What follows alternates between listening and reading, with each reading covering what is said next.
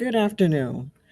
My name is Vicki Bean, and I'm here with our digital Griots. We are so excited that they are here today. We are celebrating our 30th anniversary in this facility here at the corner of Auburn Avenue and Cortlandt Street. Although the beginnings of our work started in 1921. But in this year's anniversary, our conference, Collecting, Researching, and Writing While Black, is an opportunity for us to celebrate our preservation, celebrate, of course, African American history and culture, as well as salute and just recognize some of the younger historians that we see online. We have had a wonderful showing with some of our TikTokers. In fact, you'll see Mr. Ernest Crim, who the third, out of Chicago, but he's here online with us this afternoon. Mr. Crim is a former speaker, an Emmy-nominated producer, public teacher, anti-racist educator, and hate crime victor who uses Black historical narratives to empower and educate through a culturally equitable lens. He's the author of 2 books and a passionate progressive education activist who has worked closely with organizations to advocate for educational equity, reparations, mental health awareness, and food justice. Mr. Crim has been featured on and collaborated with CNN, HBO, ABC, WGN, PBS, NBC, Newsweek, The Washington Post, and various other outlets. Let's see. Now, Miss Kimberly Renee is a storyteller, speaker, and change maker. Kimberly Renee is the creator of the Black in Time Tours, Field Trips, and app, named the 2022's Women of the Year by USA Today. She's known for her advocacy work, uncovering hidden truths in history, and creating programs to improve the lives of those in historically marginalized communities. Passionate about all things justice, intersection or intersectional environmentalism, and plant-based living. Kimberly is a multi-hyphenate creator who captivates audiences with her charismatic storytelling, indeed, and thought-provoking insights that spark action in pursuit of our collective greater good. And we definitely need these young warriors here now with this current administration. As you all know, it might be a little bit scary, but we've got these young people moving the conversation forward, teaching others through social media. So we are delighted that this tradition of informing, including disseminating our history to the masses in their way. So before we begin, we're going to have our 2 moderators. One is a young student as well from Brunswick, Georgia. His name is Kamari Andrews. Kamari is a senior in Georgia State University's Africana Studies Department. His social media at The Community Teacher has garnered millions of interactions through history and social issues content. Also here moderating our panel will be Mr. Toivo Aseekee. Now, I'm sorry, I probably missed that, maligned that, but I want you to correct your name before you speak. I'm going to go ahead and make sure that everyone here is is able to say their names. Yes, sir. But he, a scholar activist whose research interests intersect the disciplines of historical sociology, history, and Africana studies. He focuses on South African liberation, struggle history, the Black Power Studies, the Gullah Wars, Haitian Revolution Studies, and Political Economy. His recent book, entitled Arming Black Consciousness, it's a 2023 print, focuses on exploring hidden fronts of South Africa's liberation movement through a focus on the Black consciousness movement and its return to armed struggle from 1967 to 1993. Professor Aseekee is also a committed grassroots social justice activist. So as we say, we need all these partners in agreement and in alignment as we go forward. So let me make sure I still see you all on mute. So you want to go ahead and make sure you are unmuted before we begin? Yes, indeed. Can you hear me?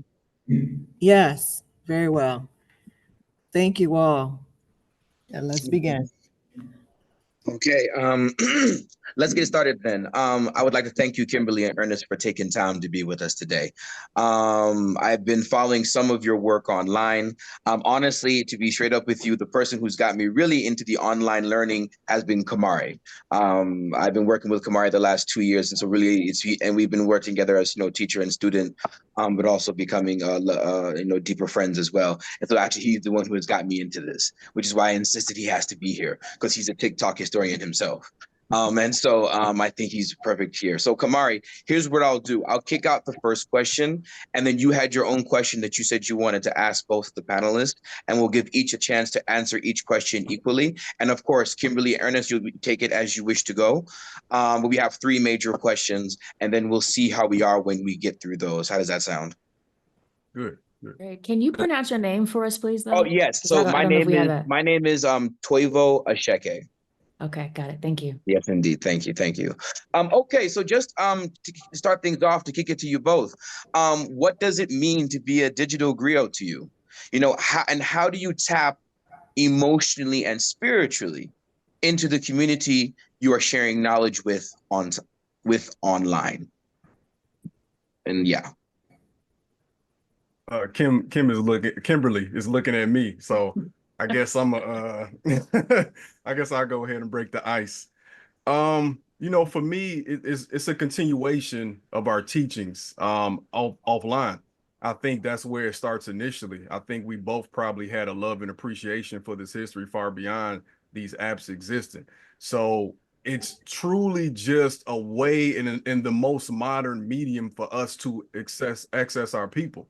Because I look at it like in a previous generation, it would have probably been, trying to solely do film, and then it becomes television, and then the television becomes ubiquitous. And that was the form of activism that activists use to get their message out, and then people get PCs at home, YouTube starts, Facebook starts, and then we all get access to it on our phones. So what we're doing, in my opinion, is just getting rid of the middleman, the middlewoman, and we're deciding to say that if we want to reach the masses, then we take the personal responsibility to do it ourselves.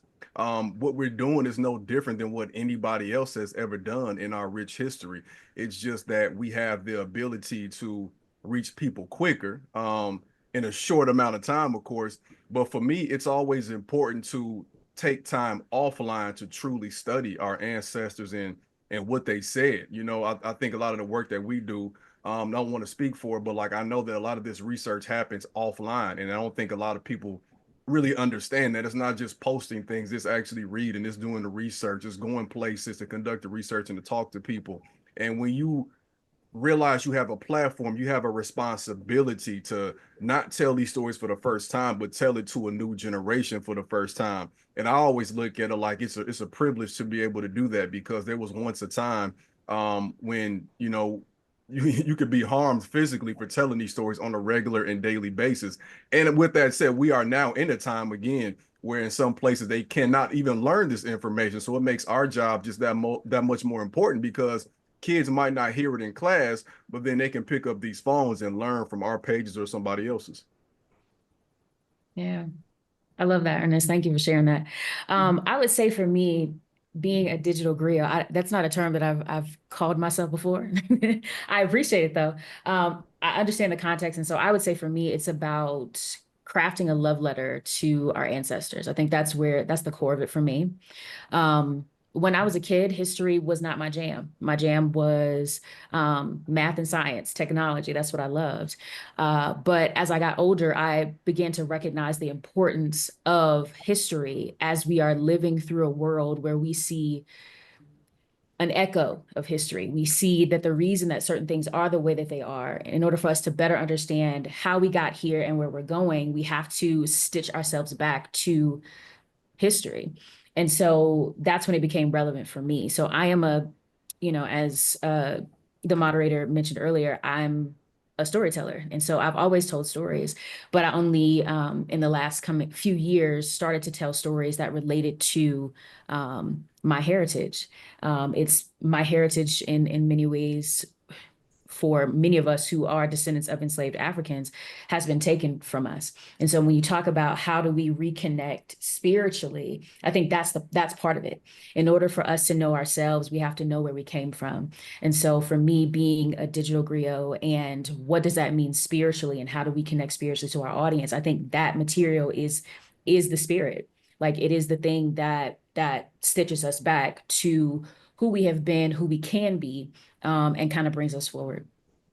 Can I add something too? You got me thinking about just how transformative this work is, because these spaces aren't meant for us. Like with social media, especially, TikTok and Instagram, that's not where we're supposed to be making this type of content. And the proof is that we often get shadow banned, so the fact that we even have the followings that we do is amazing, because people have to truly search for it. And if you adjust our followings for inflation, you know what I'm saying, it'd be a lot more because of the suppression. Like Instagram used to have this feature when you would have to, you could categorize your videos.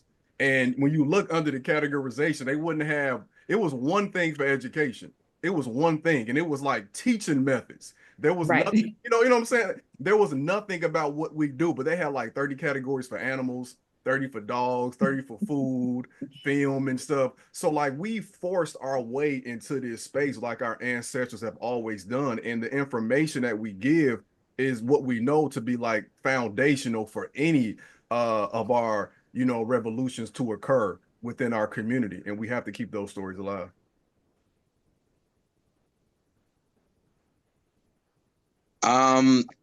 Thank you for those. Shamelessly, I'm gonna kick that question maybe to you too, Kamari. I mean, like, you do this work as well, and you also, I think, should be part of this conversation as well. And I'm just curious, how would you perhaps answer that question? And then maybe after you give some of your thoughts, maybe you could launch in as yourself, someone doing similar work, chat with your peers. Yeah. For me, getting into content creation was really about coming to college and getting into the Africana Studies department and learning a lot of things that I didn't get exposed to from K through 12, and really just using social media as a way to share the things that I was learning with my peers. Like, I know pretty much everybody my age spend hours a day on social media. So for me, it was kind of just wanting to insert something positive onto people's For You pages. A lot of stuff that we see on social media is not necessarily educational or positive in general. So for me, I really just wanted to become something that could be a little bit of good on social media. And thank y'all for being here today. One question I wanted to ask y'all, looking at how the schools are trying to remove certain things and how the social media apps themselves are trying to remove certain things, we can get millions of views from all over the world in 24 hours. So the question I have for y'all is, have y'all did anything to try and consolidate or organize y'all's audiences, either online or in person? Yeah. So I'll take this one first, since Ernest took the first one. So a couple of things. Yeah. So I've been intentional about moving some of my audience into a platform that many people have probably heard of called Patreon. And so we're able to have more in-depth conversation, build community through that app. Essentially, it allows me to kind of cut through the noise of Instagram and kind of bypass the people who don't find the content interesting, but still want to tell me that they don't find the content interesting instead of keeping, yeah, okay. So Patreon allows me to kind of avoid that. But then also there's some really important initiatives that I have that are taking us offline. The first being my Black and Tom Tours app, which I launched last year. The goal of that app is to create a way for people to explore lost freedom towns and neighborhoods. And so there's a period after Reconstruction where, or rather, approaching Reconstruction and even a little bit before emancipation, where Black people were escaping enslavement and building their own communities. Most of those communities and neighborhoods have been eradicated, and they've been replaced with parking lots, buildings, high rises, all of that. And so on a daily basis, as people, we walk past these places that used to be rich with culture, and now they are a monolith to something else. So the app allows people to explore those cities. And so we're expanding that to also do the same thing in person as well. And so we've identified that area of history and those type of stories. And so we're bringing people on tours. Specifically, the next one is in April, and we're going to Memphis and Mississippi, and we're going to be exploring two historically Black communities and talk about what used to be and show people how what success can look like when we center our stories, when we center our people. And so that's two examples that I'm doing. Yeah, I was actually asking Kimberly about this yesterday because I've been inspired by her work and Amanda Seals' work to just be more intentional about what I do on Patreon. I've had it for a while, but just have not done much. And I think like this election season and the election result has just made me more cognizant of my energy. And it was a stressful time because, I wasn't creating content on this level 4 years ago. I had a very small following on YouTube and Facebook. So this is new to me.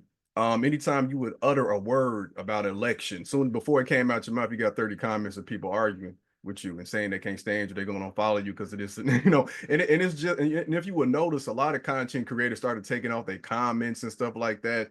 And that made me want to say I need to like create more things that require some form of payment, not a lot, but just something that says that if you truly care and want to engage, then you'll give some of this, because the work we do, if you think about how much we have to even put out to get compensated, the ratio is outrageous if you did the math, So we give out a lot of free content, and it's not even truly free for us because it takes our time and energy, and we don't know how it's going to land. It could be a mil, 100,000, 10, or it could fall flat. So we take that gamble every time.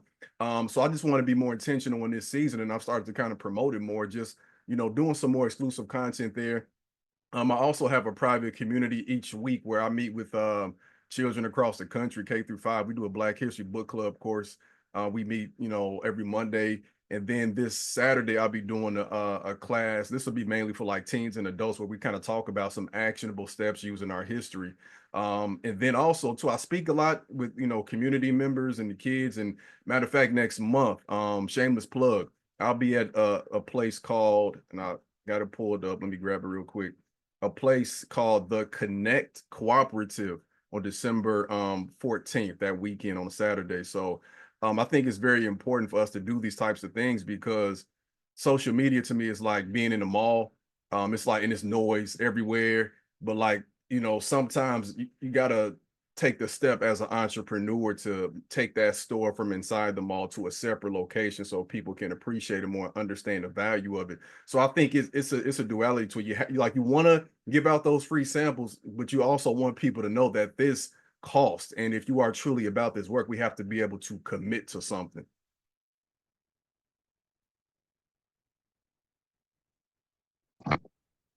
No, that sounds. Thanks for that. Thanks for that. Thanks for you both. I also, again, I believe there is a Q&A. There's like a Q&A button, I believe. So if folks do have some questions, you can type there, and then after maybe we get through our round, we can see what questions are there and see if maybe we can kick some of those to the panel. Thank you all for those answers. Actually, Kimberly, I'm actually running around. I think this book is called Circuits of Freedom. There's like a book that I was thinking about when you were talking about these Black independent communities. So I'm really glad you brought that up. I'm gonna let me see what's this thing called. Okay, wait, I found it. Boom. Give me one sec. This is the Emancipation Circuit, Black Activism Forging a Culture of Freedom, Thulani Davis.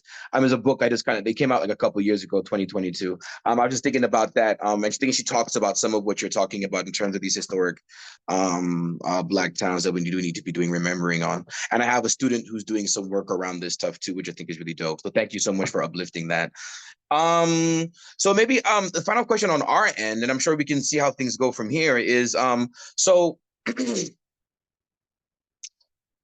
I am not as fluent with the social media world as you three are, and I'm sure others are. Of course, I am on it, as everybody has to be, right? And so even myself as a teacher, as a historian, like as someone who wants to communicate knowledge too, it's really interesting and beautiful to see that a lot of the work that you guys do. And me in particular, I'm always a believer that Black history in particular has always lived its richest lives outside the academy. It has always been the biggest mistake to have Black history be trapped in the walls of the academy, to be privatized in this sense. We should be learning most of our best Black history outside the academy. So for me, a lot of the work that you are doing is doing that work, which I think is very important, right? Because again, when you begin to commodifying Black history, you begin to divorce it from yourself. It's interesting when I teach these classes, trying to teach students that this is ours versus we're learning something external to ourselves, particularly when you're teaching Black people about our histories, right? Difference between calling someone a slave versus an enslaved person. But anyway, so what does collaboration, or shall we say community-driven and controlled research, look like for you in individual platforms, sometimes on social media? So, and sometimes if you're doing the research, how do you understand your relationship to the communities you are part of and the communities you are talking about, and uplifting, historicizing, etc.? What is your responsibility you feel to them? What is your relationship with them as you are on these platforms doing what you do?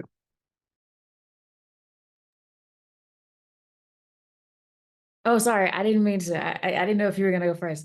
I think I want to get some clarity on the question. You're asking, what is our relationship to the community for which we're creating content for? Because you mentioned something about collaboration. I just want to make sure I'm answering it properly. Oh yeah, just so like in some of the work that you're doing, talking about Black histories, experiences, right? Like, are you who are the communities that you are tied to, that you in some senses are uplifting in some of your work, that are radiating, animating maybe some of that work? And like, what does it mean for you to be in collaboration perhaps with people who you're dealing with in your day-to-day, as you also are talking about other Black histories and experiences? Does that make sense? Sort of. Because it depends on how we're defining communities, right? Yeah, Because please. Yeah. So I think there are a couple of communities of people that don't look like me that I collaborate with. So I have several friends who identify as part of the Indigenous community, and we talk a lot about what they're experiencing in various parts of the world and what we're experiencing. And so I don't know if that's what you mean by collaboration, but for me, when I see brown skin, I say, this is my family. So, whether that means you are Latino and, that's where you're coming from, or, you are from the continent of Africa and that's where you came. Like, for me, that's community. And so when I'm telling these stories, often I will identify connections between experiences that we've had and people and other community groups have had. But I don't know if I'm answering the question properly, so I'm going to pass it over to Ernest to see if he has anything to add. Yeah, so I'm looking at the question because I got to see it. So I think that it gave me some time to think about it. I think for me, so when I started this, I was in the classroom teaching. So I started making content like I was talking to my students, and based on the following that grew, especially from when I started doing TikTok versus YouTube and Facebook, I started to see that was connecting. So sometimes I'll phrase a video as if I'm talking to parents who have, got kids or whatever, like of a certain age. And sometimes I'll phrase it as if I'm talking directly to an adult, a community member that's trying to organize. I think what happens is, so we're in a space that does not truly value research. So it's very important for us to take these abstract ideas and then, reduce it. And I think that's the gift, because even with being a digital griot was so different in this age on the platforms we are on, because YouTube is long form and you'll have people that might be talking for 30, 45 minutes and everybody is tuning in. But then you have to be able to, in some ways, if somebody asks you real quick, what's the most important thing from that? Or what do you gather from that? We got to be able to then summarize that 3 main points, or like a 60-second video or something like that. I always come in from the standpoint of we're doing work to liberate all people, all oppressed people. But of course, because of our unique experience, I can only speak to what it means to be Black, to be Black American, to have ancestors who are from Africa and who are enslaved here, to grow up as a millennial, to be from the South Side of Chicago. And if that connects with anybody out there as I'm telling my stories, then that's my community.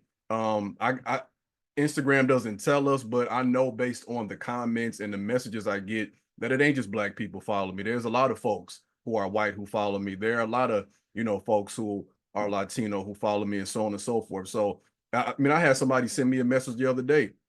A white guy said, can I come to the class on Saturday?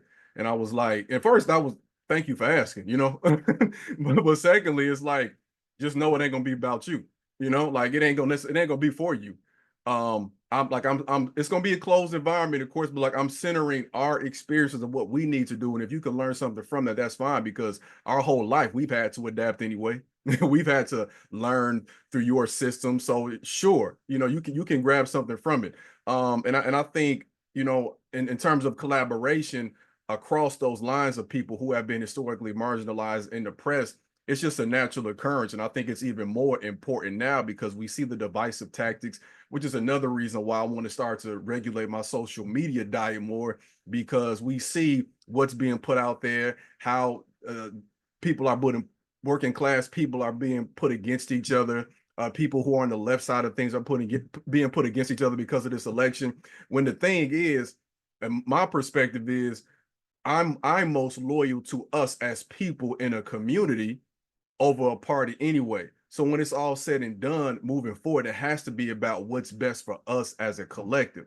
And that is not something that can be restrained to skin color or experience. It's going to be more restrained to your soul, your spirit, and how you view all of us as humanity. But the lens I'm speaking through is for us. And anybody else that likes it, that's what's up. I appreciate that. And I'm sorry if the question was a little out there. That's my fault. It made sense when I wrote it. I'm so sorry. I'm so sorry, y'all. Okay, so let me just jump to see what's some of the things in the Q&A. So I have one question from a Marco Morris. And I think it says, have you all considered joining and or uploading content to Aseekee's 3 fan base? I don't know what that is. So if y'all could, yeah. Yeah, I get asked that question quite a bit. I have a fan base account. I haven't used it. I will say that one of the things that I consider when it comes to creating content is bandwidth. And there's only so much bandwidth that I have. As Ernest mentioned earlier, the type of work that we do is very much labor intensive. A lot of the content that I present, at least on my side, is like original research. So I spend a lot of time going through, documents, reading through documents and letters written from one person to the next, and looking at census records and this, that, and the third. And so sometimes you have to make a choice on which platforms you're going to prioritize, because we have Twitter or X, we have Threads, we have Blue Sky, YouTube, Substack, TikTok, Fanbase. And so as a one person team, at some point you have to decide, okay, what's going to make sense. And I know a lot of people are like, well, this is Black owned and this is, and I recognize that, but I also recognize volume, right? And so when we're considering how do we get to the most number of people and impact the greatest number of people quickly, I think Instagram and TikTok are the types of platforms that give us that opportunity. And I think Fanbase is a great place for me to repurpose content. But spending a lot of energy into a new platform and having to start from zero is a little daunting, if I'm being honest. Yeah, thanks for that, Kimberly. I have similar sentiments. I've been familiar with it for a while. I think I do have an account on there as well. And just like she said, like I'm a OG with social media. So like I was on Facebook, you know, Twitter when it was Twitter, then Instagram and so on and so forth. And I understand usually I can only navigate about 3 of those before like my head starts to hurt. YouTube is separate because I don't interact, I just watch on there. But I stopped I stopped X, I stopped going on Twitter. I still have the account. And like on election day, I broke my fast and I went on there to just see what everybody was talking about because of the election. You know, and every once in a while I'll go on there just to see a trending topic to see if what everybody talking about, you know. But it's the wild, wild west. Elon just straight, it was intentional, we know. Like I was getting right-wing ads. I don't ever click on none of that stuff. I was getting a whole bunch of racist stuff. It was just too much. And it's like the algorithm based now, but I don't want to go in too far on that. So and then Threads popped up. And what I liked about Threads was like it's compatible with Instagram.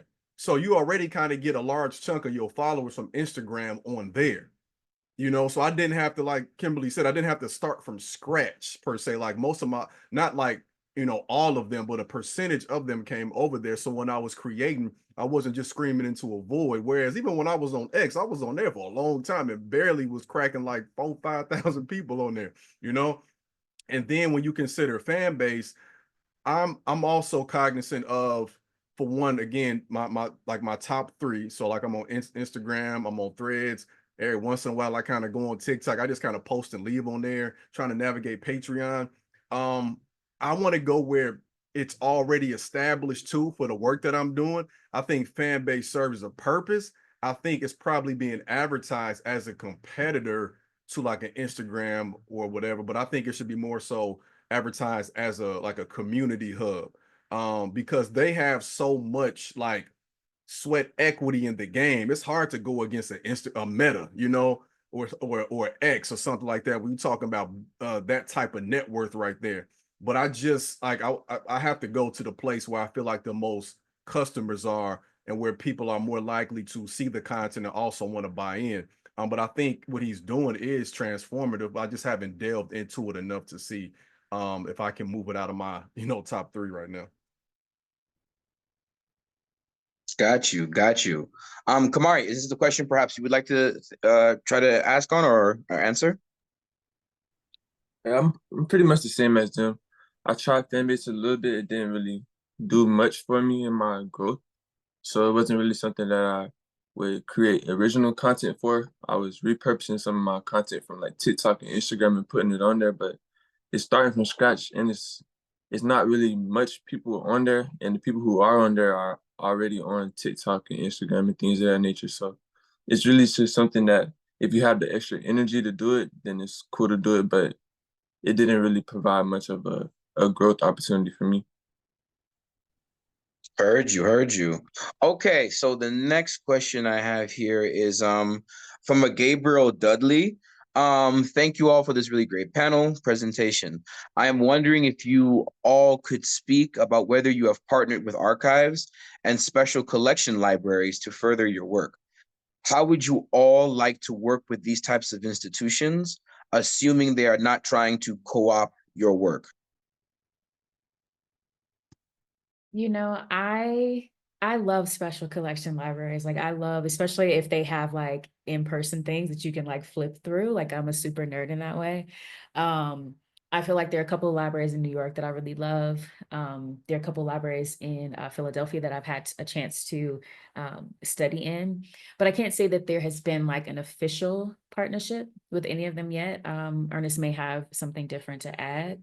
However, I'm excited to, you know, what it might look like in the future. I'm excited to see more opportunities to uncover and put things together, because I think that's really what I'm passionate about, is finding connections that may not have been talked about before. Like I love original research. I love being able to say, wait, I've never seen this connection before. Has anybody talked about it? You know what I mean? So for example, like I have a series where I did where I identified Klan members and connected their history to current day businesses. And so that's not something that I'd read anywhere or something I've seen anybody talking about, but I was able to identify several organizations that historically oppressed Black people, and then take those men and say, okay, well, what legacy did they leave? And so now we're able to look at and say, okay, these several organizations have a history in connection to, oppressing our communities. And so, yeah, I'm excited for what it would look like, but I don't have any official connections.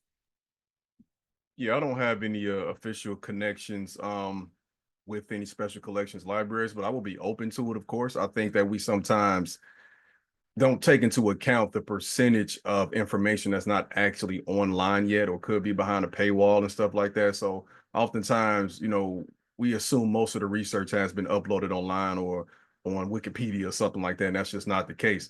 I was approached before, I think it might have been last year, by the National Archives.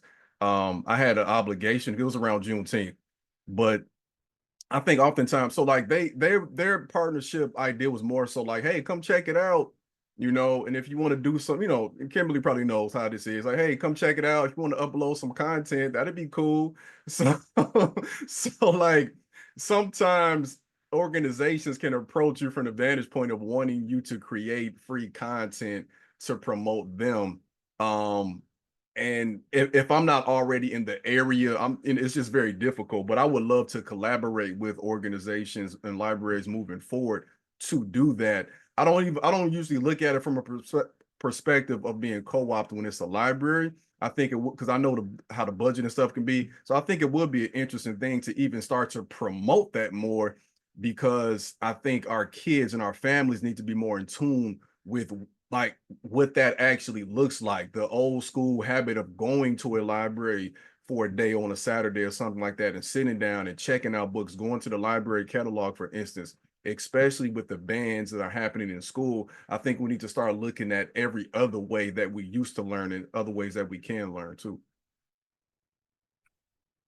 And I'll just give a shout out to Auburn Avenue Research Library. They really collaborated with us a lot when it comes to a student group on campus in Kofa. We've done at least 5 or 6 events just in the last couple of years with the library. Also for Keeps Books on Auburn Avenue, that's a place that I really used a lot for my own research, and also they've been able to collaborate with us in Sankofa. Other than that, I've made some free content like Mr. Crim was talking about, not necessarily stuff that they asked me for, but the Harrington School on St. Simon's Island. It used to be the African American school on the island. I made some content when I was there at a Taste of Guerilla event a few years ago, and also just recently this summer I was at the Avery Research Center, which was the first Black school in Charleston for free Africans in Charleston. So those have been my experiences. Dope. Kimberly, are you able to see the Q&As? Ernest, are you able to see those? Are you? I just give it. Are you able to read the fourth one, because it is dedicated to you? Okay. I'm just curious if you wanted to read that, see if it's something you wanted to try to answer.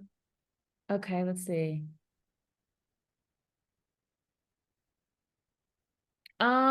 Yeah, okay, I can answer that. Okay, So the question yeah. is about how I'll I'm read it out. able. Oh, okay, sure. Yeah, I'll read it. I just wanted to give you a chance to see if it's something you'd want to answer. Okay, cool. Okay, Let me quickly just read it then, so others who can't read that. So there's an anonymous attendee who has a question for Kimberly. Saying, how have you been able to safely navigate differences in your relationships with other POC folks, non-Black, in relation to your work, and also just your experience as a Black woman? Have you run into any issues that have affected you, or do you typically tend to settle on a common ground amidst political differences? Yeah, so I think it's a really easy answer. I don't bring people into my circle quickly. I prefer to allow people to show me who they are first. And so I have a diverse group of friends who have shown support long before we collaborated on anything. I like to see how people respond to things. I like to see how people show up, especially when it comes to like white women and Latino people, and whether or not are they sharing the content? Are they talking about the content? Are they responding to me in DMs and saying something interesting? Are they, yeah. So before I bring people to collaborate, like I try to get to know them, and that's a little bit difficult online. It's a little bit difficult with social media. So you have to give it time. I'm not the type of person who runs into a partnership to be like, oh, okay, cool. you're brown, let's be friends. It's like, I don't know you, like you might be sus. Like I just like, you know, we know the phrase all skin folk ain't kinfolk. So I protect my space quite a bit. And have I run into issues that have affected you politically and where I have to like settle differences? I think years ago, before I was a little bit more protective of my space, yes. Like I've had moments specifically with white women where we've had some conflict and some differences based on what people would call political perspectives. However, as I got older, I said, that's not how we're going to go into these relationships anymore. So it's just a matter of maturing and growing and getting better at choosing relationships. So hopefully that answers your question. Thank you. Okay, there's another question I think for everyone from Valerie Dixon. I think to everyone on the panel. In this time of rewriting the history and the effort to thwart the hidden history of Black people worldwide, how as a people are we able to battle this and not have the future generations as lost as the past generations? I think we have to put things in perspective. And so, quick story. When I realized I loved Black history, I was on the verge of flunking out in college. And I took a Black history course. I was on academic probation, fell in love with it, completely turned my whole life around. The second professor I had was the one that made me realize I needed to be a teacher and educator. He was an amazing guy. And this was like 2006, maybe. I came home from college and I told my mom about this professor. He had a different name at the time, and she asked again what his name was, and I told her. And she was like, okay, that sounds familiar. So I told her his original name, and she said, she like was shocked, right? Gas, all that. And she had the same professor basically. When she went to the UIC, I went to UIUC, and this was 30 years prior. Okay. And I say that because that was like the first wave of these courses being taught at universities in the 70s. So my question for people out there then would be, how did we learn our history before then? We only been dependent on schools and universities for a very small percentage of time. Dr. Carter G. Woodson created Negro History Week almost 100 years ago, and like outside of the school system. He wasn't begging for schools. Like this was community oriented, and he would give it to some of the schools. And of course, because in the South, a lot of these schools were segregated, it was easier to implement. But we have to even go beyond that and say, how did we learn before? Go back to the title of this. We learned through griots. We learned through church. We learned through song. Everything, right? John Henry Clark says everything must be used as a tool of liberation, or throw it in the ash can of history. We came here with knowing who we are. We need this because we were forced to forget it through a systemic process. So if we talking, these things have only been mandated since the 60s or the 70s, and some of us have been here 500, 400, 300, whatever years, then all we got to go back to is how did we do it before then? And realize that history ain't just what's on here. It ain't just what's in the book. It ain't just what your teacher is telling you. When your kids are going to their family's house for the holiday we call Thanksgiving, then have them go talk to their grandparents. That's history. You know what I'm saying? Well, like tell your kids about what your upbringing was like. Let's get back to telling these stories. They can't stop that from happening. And then when we do that, because we have the technology, let's document that more. You know, one of the things that I started to do when I first started doing content, several years ago, is having conversations with my grandma and recording that, because that's something I regretted about my grandfather passing away. But like being able to hold on to that and then show our kids that. So let's focus on the family first. Let's focus on documenting that. Let's focus on bringing back these classes to church on Sundays or on Saturday mornings, or and so on and so forth, after school and things like that. The school is just one very small percentage of how we learn, and we don't really learn about ourselves in public schools. We learn about how to adjust and acquiesce to society. I love what Ernest said about education within the family. I think some of the funniest things that happen is when my friends' parents tell me that their parents sent to them one of my videos. So like they don't know that I know them. And they're like, did you see this? And so when I tell stories and when I create content, I think about it from the perspective of television. So like people consume TV all the time. They love their favorite, you know, fiction, this or that, drama, sci-fi, whatever. I find at this stage in my life, I find the truth, history more fascinating than some fiction. And I think if we can start to frame it that way, especially within education, like when we give people a taste of thrillers and a climax and then a resolution, and then we have conversations about it. I feel like that's how we engage younger audiences, and that's how we engage even older audiences, because we know what people like. We already know the television format. We know the film format. I would also say that one of the things the question asker said is that how do we prevent us from being as lost as past generations? And I can't say that past generations were lost. I think we had limited access to certain things, but I feel like they, as Ernest talked about, they shared information in the ways that they had, whether that was through song or through letter or through church or whatever that was. And I think we can't look backward and say, oh, well, they were lost, because if they were lost, then how did we get here? You know what I mean? Like, I feel like they paved the way for us to, we're literally talking about them. Like my entire life is about those people that we're now saying are lost. And I don't think that was the case. I think they were figuring it out. I think they were figuring out, how do we find our place in a world that continually tells us they don't want us here? And I think the way that we inform the next generation, the current generation, and how we keep them engaged is to connect in ways that they like, the same way that Kamari is talking about, like using the platforms that we have, using TikTok, and then how Ernest is talking about using all the methods.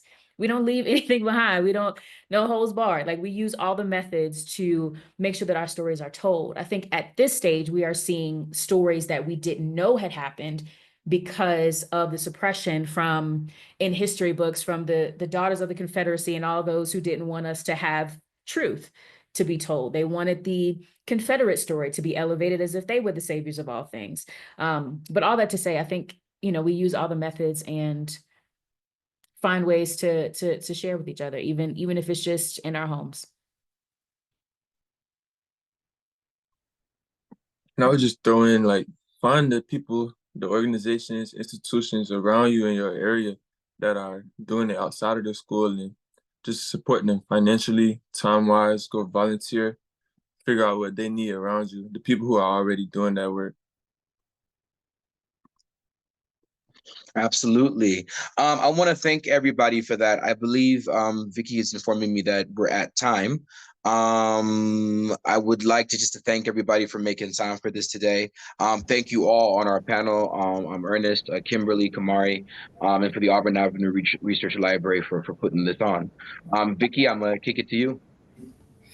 Sure. I want to thank you all. Do you all hear all this conversation with these young folks? I believe we're in good hands. I'm so excited for these young people pushing this history out. Thank you so much. And we look forward to seeing more of your work. Do you want to give everyone your social media handles before we leave? You want to start with Miss Renee? Yes. So my handles are at It's Kimberly Renee on TikTok, Instagram, Threads, and Patreon. Yeah, I'm at Mr. Crim 3, so like Mr. Crim the third, Mr. Crim number 3 on pretty much every social media site that's relevant. And Atlanta, don't forget, I'll be out there next month, December 14th weekend, the Connect Cooperative. I hope to see you there. Okay. Y'all can find my content at The Community Teacher. And Professor, do you want to put your handle out there, or are you No. I fly below that radar. I'm not at that level yet. All right then. Well, our handle is if you're on TikTok, or should I say Instagram, is AARL_library. So we thank everyone today. We wish you all well, and thank you all so much for making the celebration a wonderful conference. You all have a good afternoon. Awesome. Thanks for having us. Y'all take care. Thanks for having us. Thank y'all.